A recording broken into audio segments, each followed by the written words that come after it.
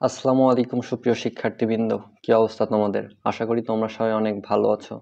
তো আজকের এই ভিডিওতে তোমাদের সাথে ডিসকাস করব বেগম রোকেয়া বিশ্ববিদ্যালয়ে এবছর কত পর্যন্ত মেরিট যাবে এবং কত পর্যন্ত মেরিট থাকলে শিক্ষার্থীরা নিশ্চিতভাবে একটি সাবজেক্ট পাবে এবং কত মেরিটে থাকলে বেগম রোকেয়া বিশ্ববিদ্যালয়ে শিক্ষার্থীরা চান্স পাবে না এবং কি কি ভুলের কারণে শিক্ষার্থীরা বেগম রোকেয়া বিশ্ববিদ্যালয়ে চান্স পাবে না, এই নিয়ে আজকে বিস্তারিত আলোচনা করব।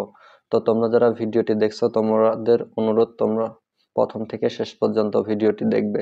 আমি তোমাদের সাথে যুক্ত আছি হৃদয় মণ্ডল, বর্তমানে পড়াশোনা করছি রাজশাহী বিশ্ববিদ্যালয়ে। তো চলো কথা না বাড়িয়ে ভিডিওটি শুরু করা যাক। শুরুতেই আমাদের যে বিষয়টি বিবেচনা করতে হবে সেই বিষয়টি হলো বেগম রোকেয়া বিশ্ববিদ্যালয়ে 3টি বিভাগে মোট কতটি আসন সংখ্যা রয়েছে এবং এই আসনের বিপরীতে কত পর্যন্ত এবছর মেরিট যাবে। তো এখানে আমাদের স্বাভাবিকতই গত বছরের সাথে বা তার আগের বছরের সাথে যদি আমরা মিল করি তাহলে বিষয়টি হবে না। কেন হবে না? কারণ বিগত বছরগুলোতে গুচ্ছতে টপ ইউনিভার্সিটি ছিল, যেগুলো এবার গুচ্ছ থেকে বেরিয়ে গেছে। তো এখন গুচ্ছের মধ্যে টপ ইউনিভার্সিটির মধ্যে বেগম রোকেয়া বিশ্ববিদ্যালয়, ইসলামী বিশ্ববিদ্যালয় অন্যতম।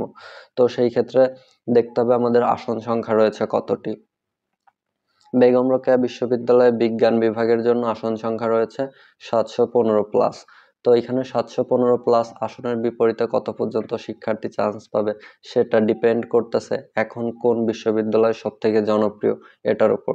তারপর যদি আমরা মানবিকের কথা বিবেচনা করি, মানবিকে আসন সংখ্যা রয়েছে 165+।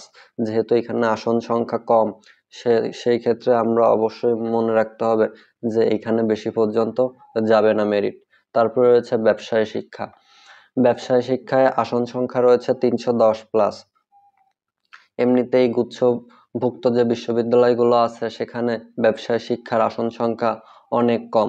তো তাহলে বেগম রোকেয়া বিশ্ববিদ্যালয়ে এবার কত পর্যন্ত মেরিট যাবে?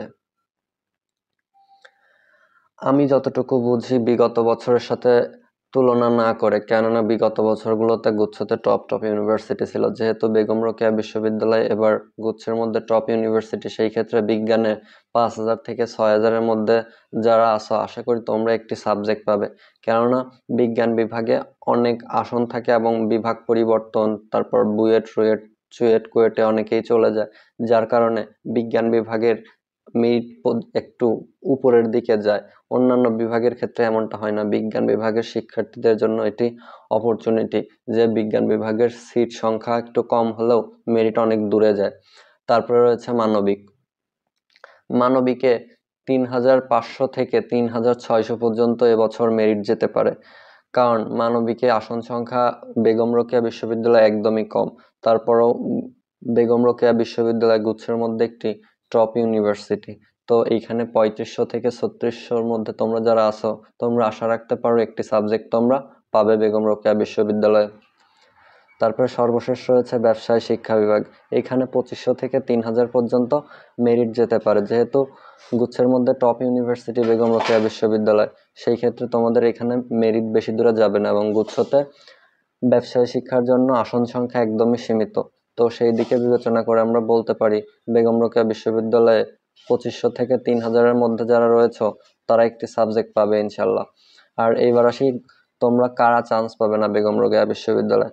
তোমরা যারা একটু দূরের দিকে মেরিট পজিশনে আসো কিন্তু তোমরা একটু কম জনপ্রিয় বিশ্ববিদ্যালয় চয়েস না দিয়ে তোমরা বেগম রোকেয়া বিশ্ববিদ্যালয়, ইসলামী বিশ্ববিদ্যালয়, তারপর পাবনা বিজ্ঞান ও প্রযুক্তি বিশ্ববিদ্যালয় যদি চয়েস দাও তাহলে তোমাদের চান্স পাওয়ার পসিবিলিটি অনেকাংশ কমে যাবে।